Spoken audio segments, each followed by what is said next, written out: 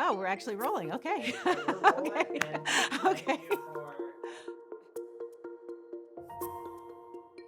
Go to office hours. So that is probably the singular piece of advice that I always deliver to my students. And it was impactful for me because getting to know my professors had a huge impact on widening my own horizons. And I'm hoping that they derived some satisfaction from getting to know me.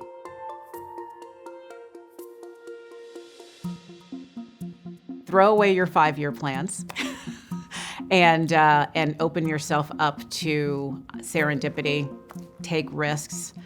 You know, when I think back on my career, it's only in retrospect that it seems linear, but at the moment, it really was about seeing opportunities and deciding to take a chance on them.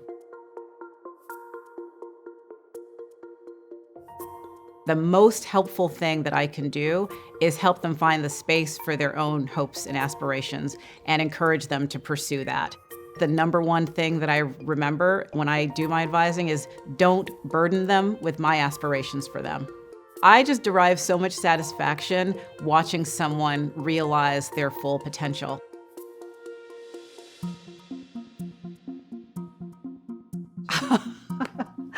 Well, that's a timely question. The best concert I've ever been to was I saw Beyonce at Gillette for the Renaissance tour, and it was transporting. It's the best concert I've ever been to, and probably the best concert I'll ever go to.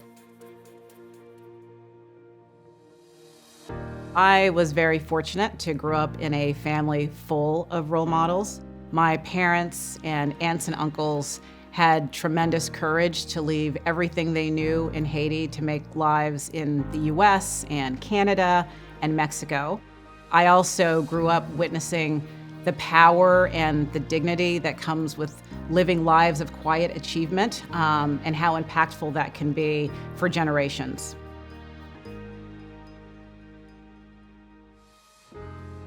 The moment that led me to academia probably was the experience as an undergrad of being a research assistant for the King Papers project at Stanford with Clay Carson and Stuart Burns. That was probably the single moment where I realized there is a path available to me other than being a lawyer or a doctor or an engineer.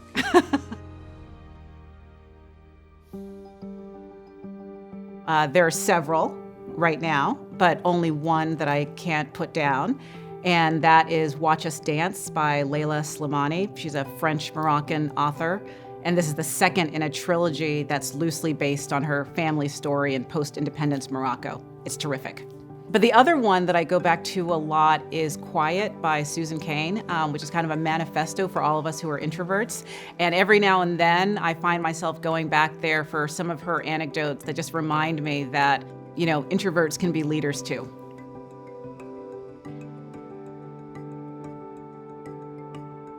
For me, they are our commitments to excellence, to opportunity, and to impact. Those three together are really the ones that propel us into the future.